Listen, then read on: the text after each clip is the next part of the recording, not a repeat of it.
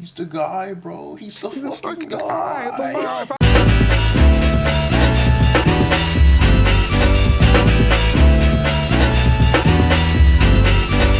So in my personal opinion, which is fact, I do consider the Amazing Spider-Man to be the best superhero of all time.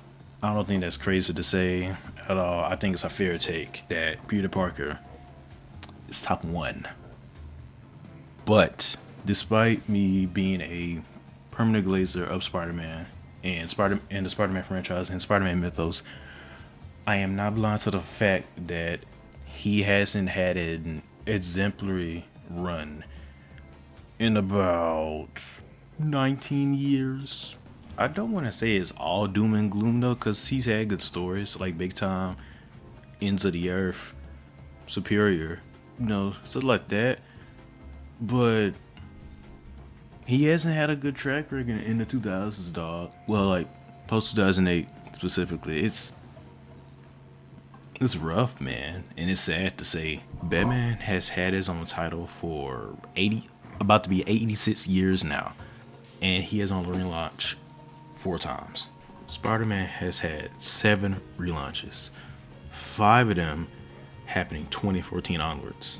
I know there's different stipulations, editor choices, stuff like that, all kinds of stuff, butting in, but come on, man. It's your flagship character. This is your moneymaker. Y'all shouldn't be just rebooting your main guy's title over and over and over. But there's a reason for this, though. Spider-Man comics have become increasingly mundane for nearly 20 years or so. And it really just goes back to one word, just complacency. That's really all it is. Y'all already know where this is getting at. It starts with Satan's greatest soldier, Joe Quesada, and his ultimate creation, the harbinger of horrors, one of mankind's greatest failures, absolute scourge to humanity. One more day. Y'all know the drill. Aunt May old ass gets shot post Civil War. Spidey's desperate. He asks everybody they can't fucking help him because of course they can't. So he's approached by the literal fucking devil, and he's like, I'll save your aunt, but I want your marriage for some reason, because that makes sense. So they think about it and they agree to it. MJ tells Mephisto some shit.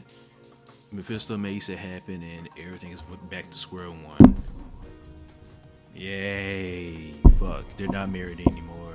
Peter's back living with Aunt May. Aunt May's fine. Brand new day.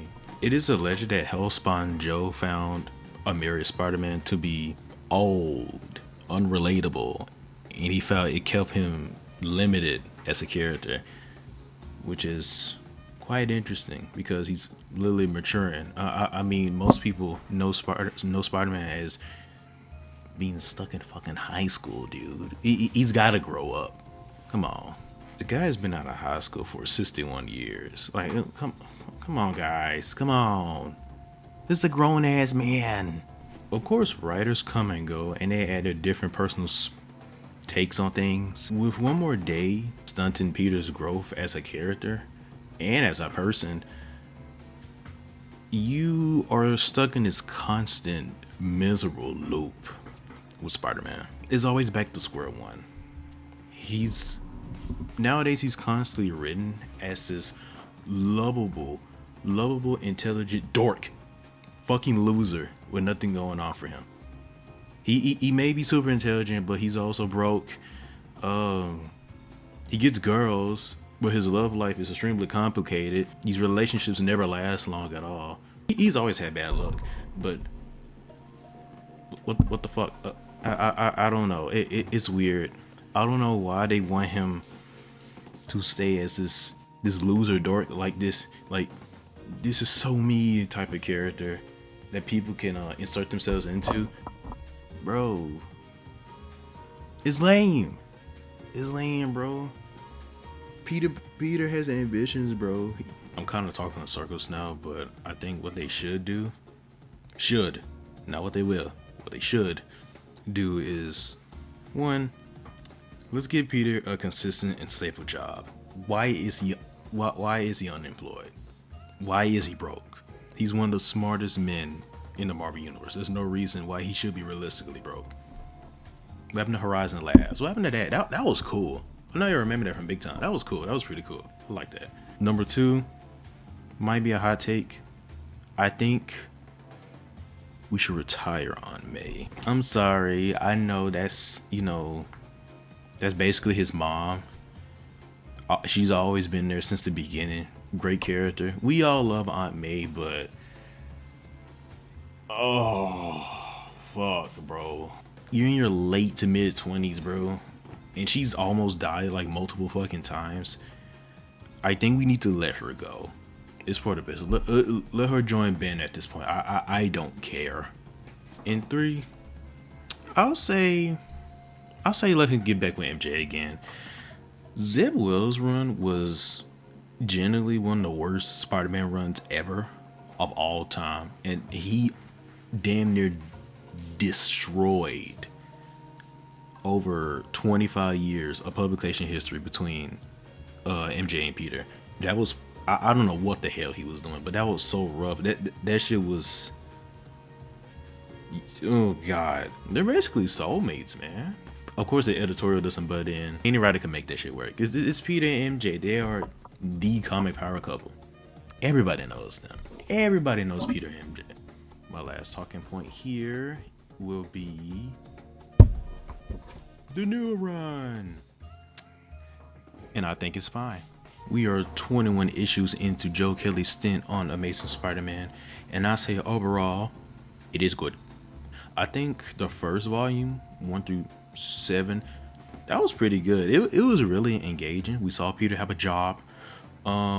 He's not with Mary, sadly, but he does have an active love life, even if they are kind of in a situationship. It's pretty cool. We saw Hobgoblin. That's nice. I think overall it's still very interesting. Oh yeah, he got drugged. That was pretty cool, and he had to quite literally confront the consequences of his actions with losing both of the loves of his life, Mary and Gwen. Oh, Itsy Bitsy was there. Yay. After that, you get into Hellgate.